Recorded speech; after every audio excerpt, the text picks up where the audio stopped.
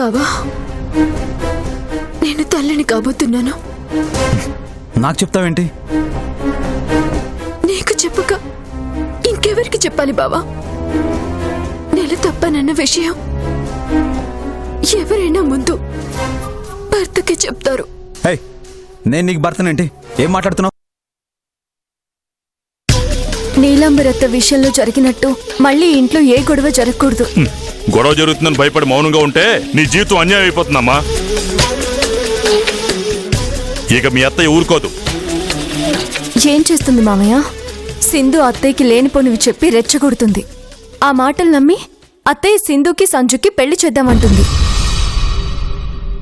వాళ్ళంత దూరం రాకూడదనే కదా నా బాధ అంతా. సరే రానివ్వండి మామయ్య, వాళ్ళెంత దగ్గరకొస్తారో రానివ్వండి. వాళ్ళనెలా ఆపాలో నాకు తెలుసు. మీరేం కంగారు పడకండి. అసలు ఇదంతా ఎందుకమ్మా? నువ్వు తల్లివి కాబోతున్నావన్న విషయం మీ అత్తకి చెప్పొచ్చు కదా. అప్పుడు ఈ పెళ్లి కూడా ఆగిపోతుంది కదా. ఆగదు మామయ్య, ఇంకా పెద్దదవుతుంది.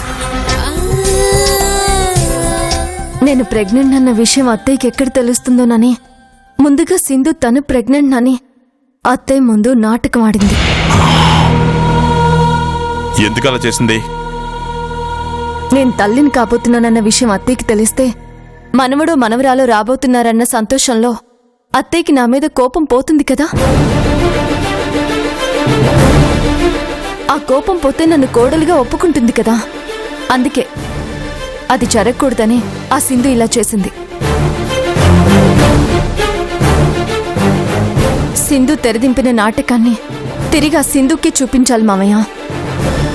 సింధు పెళ్లి విషయంలో అత్తయ్య మిమ్మల్ని ఏం అడిగినా సరే ఇది సిరి జీవితానికి సంబంధించిన విషయం, ఏ నిర్ణయం అయినా సరే సిరినే తీసుకోవాలని చెప్పండి. మిగతాదంతా నేను చూసుకుంటాను.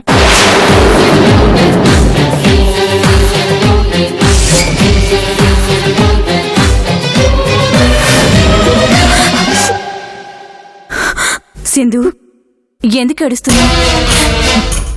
ఏడుపు కాక నాకింకేం మిగిలిందా అంటే? నేను ప్రెగ్నెంట్ అని మీరెంత హ్యాపీగా ఫీల్ అయ్యారు, కానీ బావ మాత్రం నా వైపు కన్నెత్తి కూడా చూడలేదు.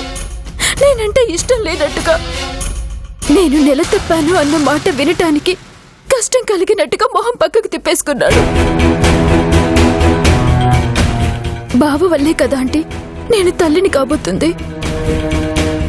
అలాంటిది బావే నన్ను చూసి అసహించుకుంటున్నాడు. అంతకంటే వేరే అవమానం నాకింకేముంటుంది? సింధు, సంజయ్ గురించి నువ్వు తప్పుగా ఆలోచిస్తున్నావు. అసహించుకునో నిన్ను అవమానించాలనో వాడు ముఖం పక్కకు తిప్పుకోలేదమ్మా. నువ్వు నెల తప్పావని ఒక్కసారిగా తెలిసేసరికి కాస్త కంగారు పడ్డాడు.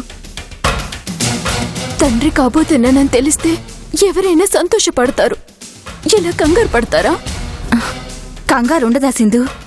పెళ్లి కాని ఆడపిల్ల తన వల్ల తల్లి కాబోతుందని తెలిస్తే ఎవరికైనా కొంచెం బెరుగ్గానే ఉంటుంది. సింధు, నువ్వేం మనసులో పెట్టుకోకుండా కాస్త ప్రశాంతంగా ఉండు. ఎలా ప్రశాంతంగా ఉండాలంటే?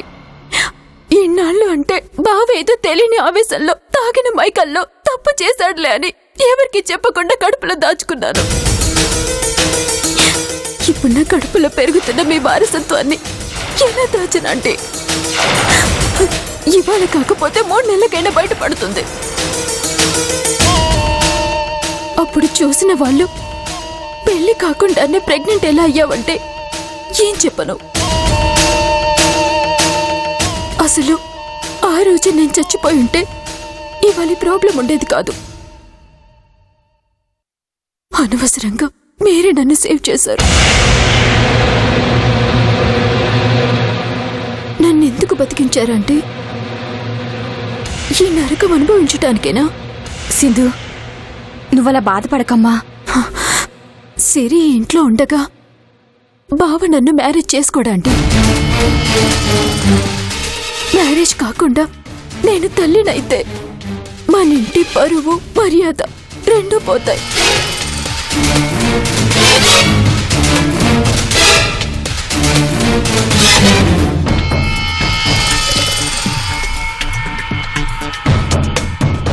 ఆంటీ ఒక పని చేయగలరా? ఏంటి సింధు? నీ చేత్తోనే నాకింత విషం ఇచ్చి నన్ను, నా కడుపులో బిడ్డని చంపేయండి. ఏంటమ్మా మాటలు? నా కోడల్ని, మా వారసుని నా చేత్తోనే చంపుకోమంటావా? అది ఎన్నటికీ జరగదు. మీ కోడలని మీరు చెప్పడమే కాని జనం దృష్టిలో మీ ఇంటి కోడలు సిరే కదండి.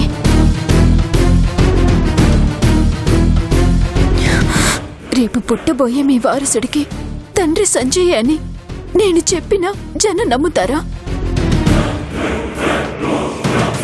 అయినా పెళ్ళైతేనే కదండి నమ్మేది. లేదంటే అక్రమ సంతానం అని జనం నన్ను నానా రకాలుగా మాట్లాడుకుంటారు. మీ వారసున్నలా అనటం మీకిష్టమేనా అంటే? ఆ బాధ మీకు రాకూడదనే నేను చచ్చిపోతానంటున్నాను.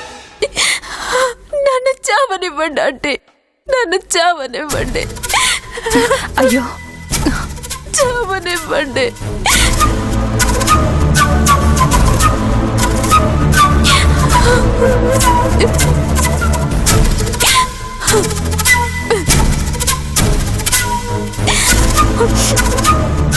సింధు, నువ్వు ధైర్యంగా ఉండు.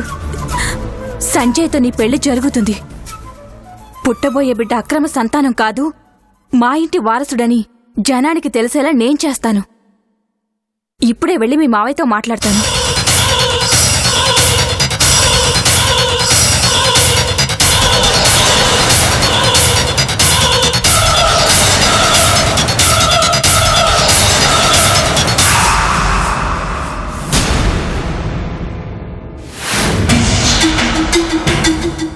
ఏమండి,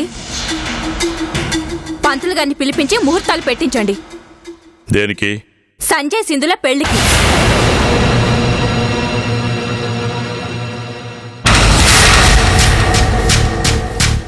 భవాని, తొందరపడుతున్నావు. ఇప్పటికే చాలా ఆలస్యం చేశామండి. సింధు నెల తప్పింది. ఈ విషయం 10 మందికి తెలిసేలోపే వాళ్ళ పెళ్లి జరగాలి. మరి సిరి సంగతి ఏంటి? సిరి మనింటి కోడలు, సంజయ్ భార్య భవాని. అని మీరు మాత్రమే అనుకుంటున్నారండి. సిరి నా కోడలని నేను గాని, భార్యని వాడు గాని అనుకోవడం లేదు. ఇంకెందుకు తన గురించి ఆలోచించడం? దండగా. ముందు మీ నిర్ణయం ఏంటో చెప్పండి. నాకిష్టం లేదు భవాని. సిరి మనింటి కోడలు. మరి సంజయ్ వాళ్ళ తల్లి కాబోతున్న సింధు పరిస్థితి ఏంటి? సింధు ఏమో వాంతులు చేసుకోవడం, అది చూసి నువ్వు నెల తప్పిందని అనడం నేను నమ్మాలా? ఏ సాక్ష్యాలు కావాలా? నిజానిజాలు తెలియకుండా నిర్ణయం తీసుకోవడం తప్పు అంటున్నాను. ఏ నిజం మీకు తెలియాలండి? సింధు నెల తప్పిందని నేను మీకు చెప్పాను, మీరు నమ్మారా? నీ మీద నమ్మకం పోయి చాలా రోజులైంది భవాని. మీ నమ్మకాన్ని ఏం వమ్ము చేశానండి? ఓహో, నీలాంబని ఇంట్లోంచి బయటికి పంపించానన్నా అంతే. భవాని, వేలికేస్తే కాలుకేకు, కాలుకేస్తే మెడకేకు. సింధు మెళ్ళో సంజయ్ 3 ముళ్ళు వేస్తేనే మన మధ్య ఈ గొడవలు ఉండవు అంటున్నాను. నువ్వు 100 సార్లు అడిగినా నా సమాధానం ఒకటే భవాని. నాకిష్టం లేదు లేదు లేదు లేదు. మీ నిర్ణయం మీరు చెప్పారు, మరి నా నిర్ణయం కూడా వినండి. చెప్పు. ఎవరికి ఇష్టం ఉన్నా లేకపోయినా వాళ్ళ పెళ్లి జరిగి తీరుతుంది. నేను జరిపిస్తాను. నీ ఇష్టం వచ్చినట్టు నిర్ణయం తీసుకుంటే ఊరుకునేది లేదు భవాని. ఇది సిరి సంజయ్ల జీవితానికి సంబంధించిన విషయం. ఏ నిర్ణయం తీసుకున్నా వాళ్ళిద్దరూ కలిసే తీసుకోవాలి. సరే, సంజయ్ని అడిగే విషయం తేల్చుకుంటాను.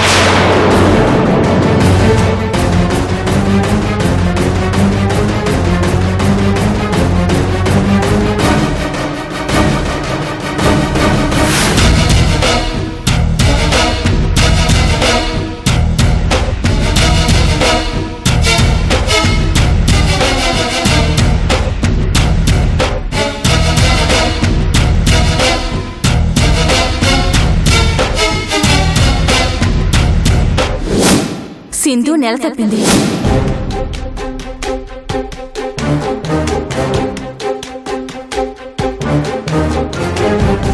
సంజయ్, నీకు సింధుకి పెళ్లి చేయాలనుకుంటున్నాను. నువ్వు సరే అంటే పంతులు గారిని పిలిపించి ముహూర్తాలు పెట్టిస్తాను. అమ్మా, నేను సింధుని పెళ్లి చేసుకోలేనమ్మా. ఏ, ఎందుకు పెళ్లి చేసుకో? ఆల్రెడీ నాకు పెళ్ళయిందమ్మా. ఆ విషయం నువ్వు మర్చిపోతున్నావు. సిరిని నువ్వు భార్యగా చూడడం లేదు కదరా. అలా నేను తన భర్తను కాకుండా పోతానా అమ్మా?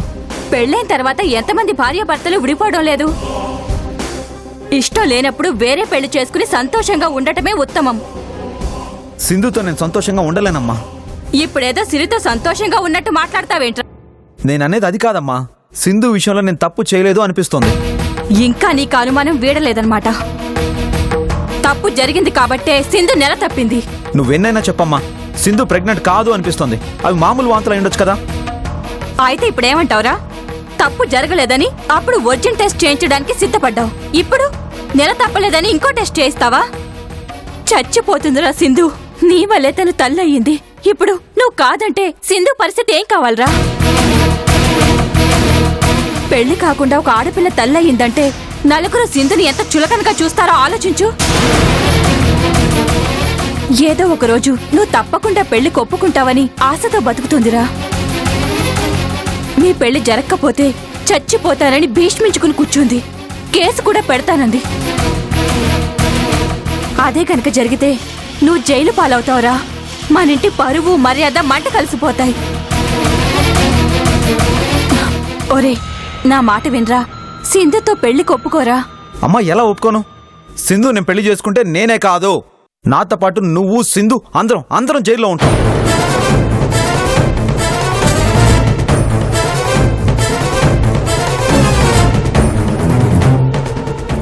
ఏంట్రా నువ్వనేది? సింధుతో నా పెళ్లి జరుగుతుంటే సిరి చూస్తూ ఊరుకుంటుందా? ఇంట్లో నుంచి వెళ్ళిపోమంటేనే నీ మీద కేసు పెడతానంది. అలాంటిది తను ప్రాణానికి ప్రాణంగా ప్రేమించే నేను దూరం అవుతూ ఉంటే ఎవరిని వదిలిపెట్టదు. కోర్టులో కేసు పెడుతుంది. పెళ్ళైంది కాబట్టి చట్టపరంగా నా మీద సిరికి ఆ రైట్ ఉంది. అందుకే సిరిని కాదని సింధుని పెళ్లి చేసుకోలేకపోతున్నాను.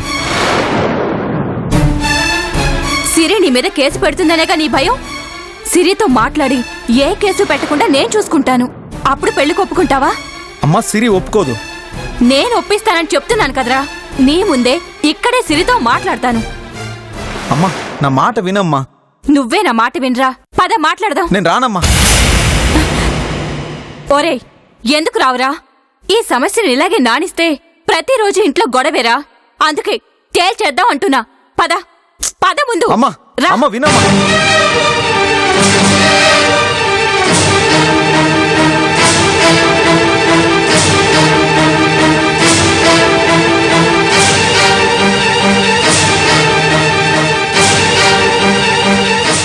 యాండి సింధు,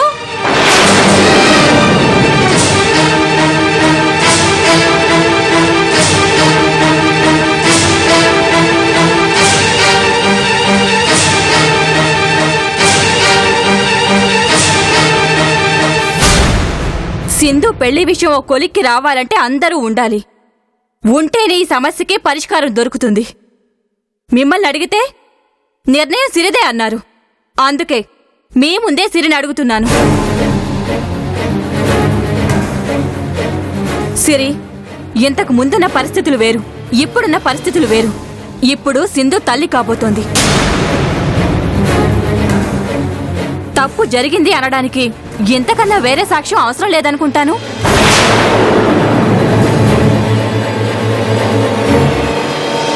ఇంత దూరం వచ్చిన తర్వాత కూడా సింధు పెళ్లి విషయంలో ఒక నిర్ణయం తీసుకోకపోతే ఈ విషయం ఆ నోట ఈ నోట పాకి ఊరంతా తెలిసిపోతుంది. అదే జరిగితే ఈ ఇంటి పరువు మర్యాద మంట కలిసిపోతాయి. సిరి, ఈ ఇంటి గౌరవాన్ని నిలబెట్టాల్సిన బాధ్యత నీ మీద కూడా ఉంది. అందుకే అడుగుతున్నాను, నువ్వు మా సంజయ్కి విడాకులిచ్చి మీ పుట్టింటికి వెళ్ళిపో.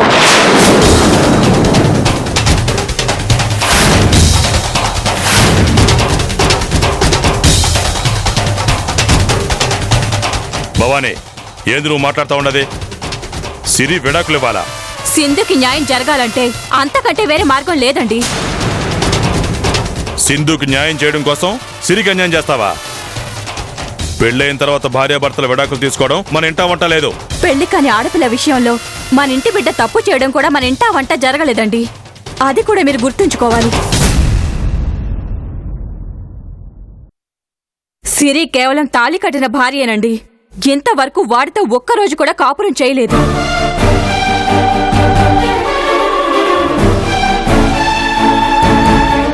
పెళ్ళైన తర్వాత సిరి మనింటికి కోడలుగా వచ్చినా లేక సంజయ్ పిలిచినప్పుడు వచ్చినా ఇవాళ ఈ పంచాయతీ ఉండేది కాదుగా. సిరి రాకపోవడం వల్లే కదా సంజయ్ తాగిన మైకంలో సిరి అనుకుని తప్పు చేశాడు.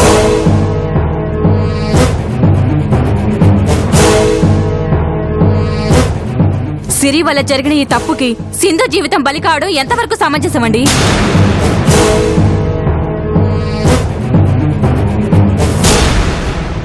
సిరి మనింటికొచ్చిన తర్వాత అయినా సంజయ్ సిరి అంటే ప్రేమగా ఉంటున్నాడా? భార్యగా చూస్తున్నాడా? లేదే.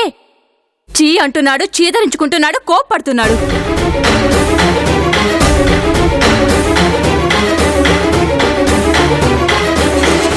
మీరే చూస్తున్నారుగా వాళ్ళిద్దరు మన ముందే ఎలా పోట్లాడుకుంటున్నారో. వాడికే ఇష్టం లేనప్పుడు సిరిని కోడలుగా ఎందుకు ఒప్పుకోవాలి? అంతదాకా ఎందుకండి? ఇప్పుడు చెప్తున్నాను.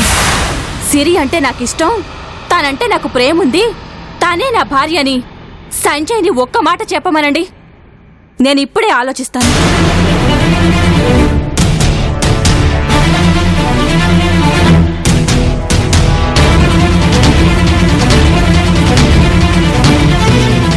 పోనీ సిరి సింధులాగా నెలతప్పుంటే సిరి విషయంలో నా నిర్ణయం ఆలోచన ఇంకో రకంగా ఉండేది. సంజయ్ 3 ముళ్ళు వేశాడు కాబట్టి సింధుకి నేనే ఏదో ఒక రకంగా నచ్చ చెప్పుకునుండేదాన్ని.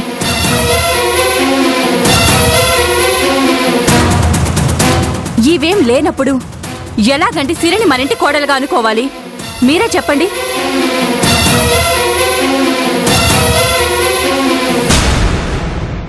అంటే అత్తయ్య, నేనిప్పుడు నెల తప్పుంటే నన్ను మీ కోడలిగా ఒప్పుకునేవారా? ఖచ్చితంగా సిరి. వాడితో కాపురం చేస్తేనే కదా నువ్వు నెల తప్పడానికి.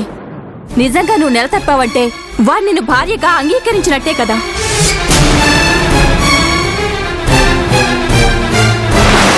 సంజయ్కే ఇష్టమైనప్పుడు కాదనడానికి నేనెవరిని చెప్పు? అయితే నా గురించి మీరు తప్పకుండా ఆలోచించాలి. ఏంటి సిరి నువ్వనేది? అవునత్తయ్య, నేను తల్లిని కాబోతున్నాను. ఇప్పుడు నాకు 3వ నెల.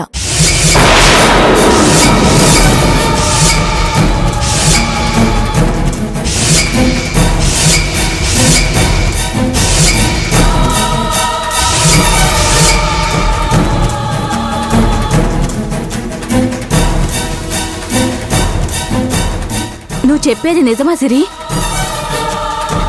సింధులాగా అబద్ధం చెప్పాల్సిన అవసరం నాకు లేదత్తయ్య. నన్ను క్షమించమ్మా. సింధులాగే నేను నీకు అబద్ధం చెప్పాను. ఏంటది?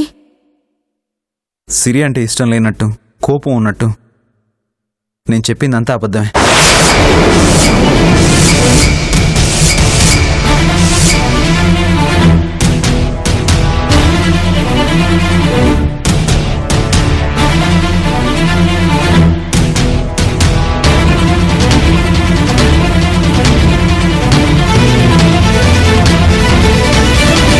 సిరి అంటే నాకు ప్రేమ, ప్రాణం.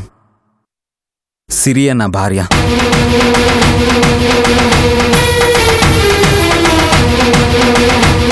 మేమిద్దరం పోటాడుకుంటున్నట్టు మీ ముందు నటించాం అంతే.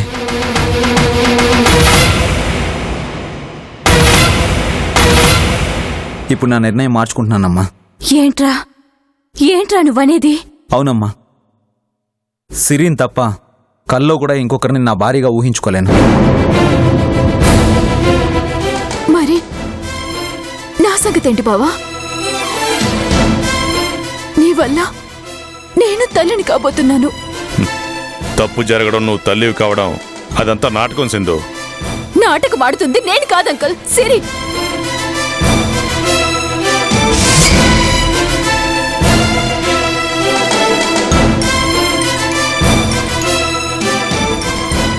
ఆంటీ, నేను నెల తెప్పానన్న విషయం తెలిసిన తర్వాతే కదా తను తల్లి కాబోతున్నానని చెప్తుంది. నిజంగా తనకి 3వ నెల అయితే ఈ విషయం ఎప్పుడూ అందరికీ చెప్పాలి కదా. ఎందుకు దాచిపెట్టింది?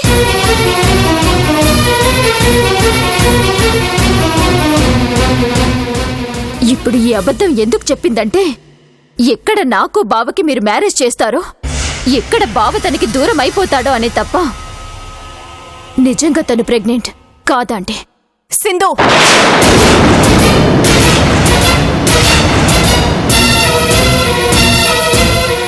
ఇప్పటికే చాలా ఓవర్ చేసావు, ఇంక తగ్గించు. నీలా నాటకాలు ఆడాల్సిన కర్మ నాకు లేదు. ఉన్నది లేనట్టు లేనిది ఉన్నట్టు చెప్పే నీచమైన మనస్తత్వం నీకుందేమో, నాకు లేదు. నేను ప్రెగ్నెంట్ అన్న విషయం మామయ్యకి సంచుకి ఎప్పుడో తెలుసు. అవును భవాని, సిరి నాకెప్పుడో చెప్పింది. నాకు కూడా చెప్పిందమ్మా. వాళ్ళకి చెప్పిందానివి మరి ఆంటీకి ఎందుకు చెప్పలేదు? నీ వల్లే చెప్పలేదు సింధు. చెప్తే ఇదిగో ఇలాగే గొడవ చేస్తావా? అత్తయ్య, ఇన్నాళ్ళు మీరు నన్ను కోపడ్డా కోడలుగా చూడకపోయినా నేనేం ఫీల్ అవ్వలేదు. ఏదో ఒకరోజు మీరే అర్థం చేసుకుంటారని వదిలేశాను. కానీ ఇప్పుడు ఈ విషయంలో వదిలే ప్రసక్తే లేదు. నేను చెప్తున్నాను అత్తయ్య, సింధు ప్రెగ్నెంట్ అన్నది అబద్ధం. నేను తల్లిని కాబోతున్నానన్నదే నిజం. లేదంటే నేను నెల తప్పానని మీరే చెప్పారు కదా, ఇందులో అబద్ధమే ఉంది.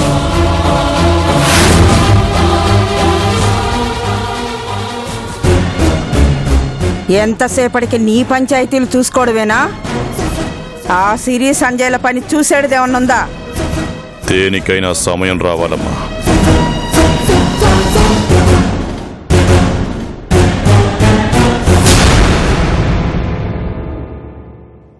సమయం వచ్చినదమ్మా. పగోడి వారసత్వానికి పానం పోయే రోజు దగ్గరకొచ్చినదే.